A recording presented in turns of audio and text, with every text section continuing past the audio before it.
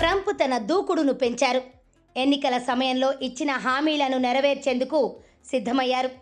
పదవి చేపట్టిన 3 రోజుల్లోనే అక్రమ వలసదారులపై యాక్షన్ మొదలుపెట్టారు. డొనాల్డ్ ట్రంప్ ఆదేశాల మేరకు అమెరికా వ్యాప్తంగా 538 మంది అక్రమ వలసదారులను ఆ దేశ పోలీసులు అరెస్టు చేశారు. వీరిలో అత్యధికంగా ఉగ్రవాద అనుమానితులు, డ్రగ్స్ రవాణా, మైనర్లపై లైంగిక వేధింపుల కేసుల్లో నిందితులైన వారే ఎక్కువగా ఉన్నారు. అలాగే వందలాది మంది అక్రమ వలసదారులను దేశం నుంచి బహిష్కరించారు. సైనిక విమానాల్లో వారిని దేశం నుంచి బయటకు పంపించి వేశారు. ఈ భారీ ఆపరేషన్కు సంబంధించిన వివరాలను white house press secretary Karoline Leavitt వెల్లడించారు.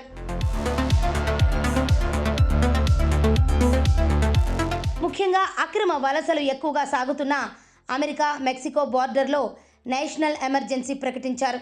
అక్రమ వలసదారులు లక్షలాది మంది గత 4 ఏళ్లలో దేశంలోకి వచ్చి చట్ట వ్యతిరేక కార్యక్రమాలకు పాల్పడుతున్నట్లు ఆ ఆర్డర్లో ట్రంప్ తెలిపారు. దేశ భద్రత ప్రజలకు ముప్పుగా మారుతున్న కారణంతోనే చర్యలు తీసుకుంటున్నామని ట్రంప్ సలహాదారులు చెబుతున్నారు. అయితే అమెరికాలో అత్యధికంగా మెక్సికో, కెనడా తదితర దేశాలకు చెందిన వారు అక్రమంగా నివసిస్తున్నట్టు తెలుస్తోంది. అమెరికా ప్రభుత్వం చర్యలు తీసుకోవడంతో దేశ సరిహద్దులో మెక్సికో శరణార్థుల శిబిరాన్ని కూడా ఏర్పాటు చేసింది. దేశ దక్షిణ సరిహద్దు వెంబడి అక్రమ వలసదారుల ప్రవేశాన్ని అడ్డుకునేందుకు 1500 మంది భద్రతా సిబ్బందిని ట్రంప్ అధికార యంత్రాంగం అక్కడకు పంపింది. ఇదిలా ఉంటే కెనడా నుంచి కూడా భారీ స్థాయిలో అక్రమ వలసలు జరుగుతాయన్న సమాచారంతో అక్కడి సరిహద్దుల్లోనూ భారీగా సెక్యూరిటీని మోహరించారు. ఈ సరిహద్దు నుంచి భారతీయులే ఎక్కువగా యుఎస్లోకి వస్తున్నట్టు గతంలో యుఎస్ సెక్యూరిటీస్ తెలిపింది. వీరందరినీ త్వరలోనే దేశం నుంచి పంపించి వేయాలని ట్రంప్ ప్రభుత్వం నిర్ణయించింది. అధికారుల వద్ద నుంచి ఇప్పటికే ట్రంప్ అక్రమ వలసలకు సంబంధించిన ఫైల్స్ను తెప్పించుకున్నట్టు సమాచారం. అయితే త్వరలోనే అమెరికాలో అక్రమంగా ఉంటున్న భారతీయులను తిప్పి పంపే ప్రయత్నం జరిగే అవకాశం ఉందని అధికారులు చెబుతున్నారు. అటు H-1B వీసా ఉన్న అమెరికా అధికారులు అనుమతులను నిరాకరిస్తున్నారు. ఆఫర్ లెటర్ ఉండి వీసా స్టాంపింగ్ పడినా ఇబ్బందులకు గురి చేస్తున్నారు.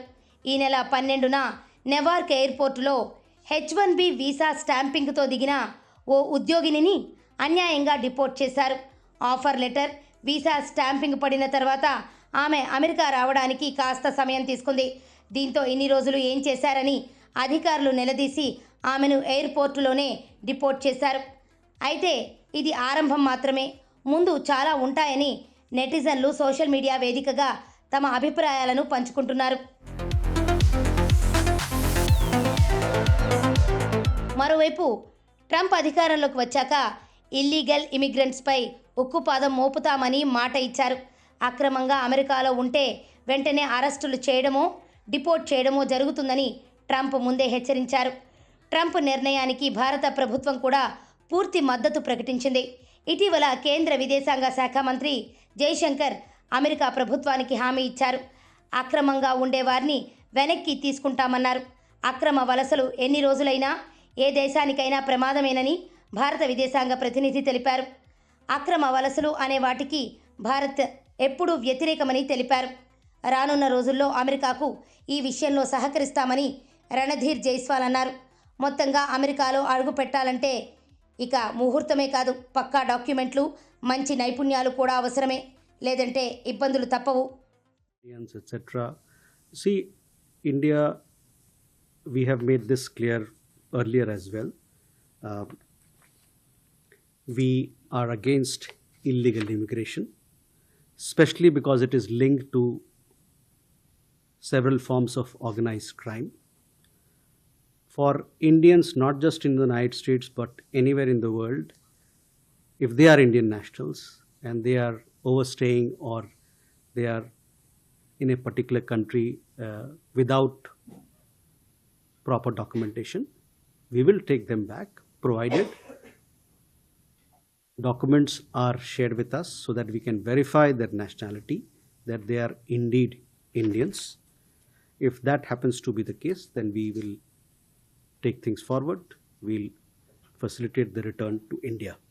Now, the question you talked about numbers, at this point in time, any talk about numbers is premature.